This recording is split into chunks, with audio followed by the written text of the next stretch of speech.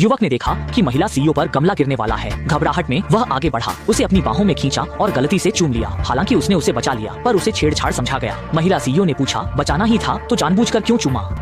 उस लड़के ने तो यह कहकर समझाया कि महिला सीईओ के होंठ सुगंधित और नरम थे, इसलिए वह खुद को चूमने से रोक न सका। महिला सीईओ गुस्से में थी और उसने तुरंत पोशान की अदृश्य लात मारी उस लड़के पर गुस्सा निकालने के लिए। लेकिन वह एक प्रतिष्ठित मार्शल आर्ट परिवार की बड़ी बेटी थी और उसकी युद्ध कला भी अव्वल दर्जे की थी, पर वह उसके कपड़े का कोना भी नहीं छू पाई। युवक ने कहा कि वह महिलाओं से नहीं लड़ता। फिर 2 राहगीरों की कॉफी छीनकर महिला पर उड़ेल दी ताकि वह पीछे हट जाए, पर उसे महिला की और भी भयानक हिंसा मिली। उसने छाती से एक जेट पेंडेंट निकाला और देखा कि कहीं वह गंदा तो नहीं हुआ, लेकिन जेट पेंडेंट देखते ही युवक चौंक गया। दरअसल बाहर से उतरने से पहले उसके गुरु ने उसे भी वैसा ही एक जेट पेंडेंट दिया था और कहा था कि जिसके पास दूसरा टुकड़ा है वही उसकी अनजानी मंगेतर है और वे साथ साधना कर संत बन सकते हैं। ये जानकर कि वह वही व्यक्ति है जिसे वह ढूंढ रहा था, युवक ने तुरंत महिला को अपनी पत्नी कहा, लेकिन इससे वह और भी क्रोधित हो गई। उसने तुरंत फोन कर लोगों को बुलाया ताकि युवक के टुकड़े टुकड़े कर दिए जाए और फिर अपनी बहन के साथ नहाने और कपड़े बदलने चली गई। युवक पीछा करने ही वाला था कि महिला के आदमियों ने उसे रोक लिया। उसने देखा कि एक काली गाड़ी महिला का पीछा कर रही है और तुरंत खतरे का एहसास हुआ। मेरी पत्नी को बदमाश पीछा कर रहे हैं, मैं उसे बचाने जा रहा हूँ।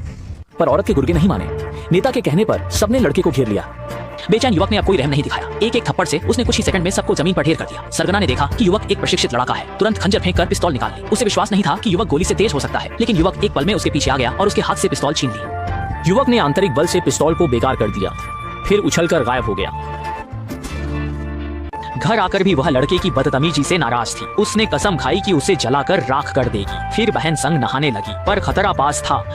ड्रैगन स्लिंग गैंग का सैंग ब्याओ उस महिला की सुंदरता पर पहले से ही मोहित था। वह अपने गुंडों के साथ महिला के दरवाजे पर आया और अश्लील ढंग से कमरे में एक बेहोश करने वाली धुआं छोड़ी। उसी समय दूसरी ओर युवक अपनी लिंगो बेबू चाल से भी उसे खो बैठा। उसने तुरंत अपनी दिव्य दृष्टि खोली और चारों दिशाओं में खोजा। तभी उसे महिला का सटीक स्थान पता चला। उसने तुरंत अपनी गति बढ़ाई और उस ओर तेजी से भागा। इस समय दोनों बहनें नहाकर लिविंग रूम में आई। जल्द ही छोटी बहन को असहनीय गर्मी महसूस हुई। महिला समझ गई कि किसी ने बेहोश करने वाला धुआं छोड़ा है। वह गुस्से में उठी। तभी सैंग ब्याओ अपने गुंडों के साथ अंदर घुस आया। महिला ने उसे नीच कहा, पर सैंग ब्याओ को शर्म नहीं आई बल्कि गर्व हुआ और वह महिला से छेड़छाड़ करने लगा।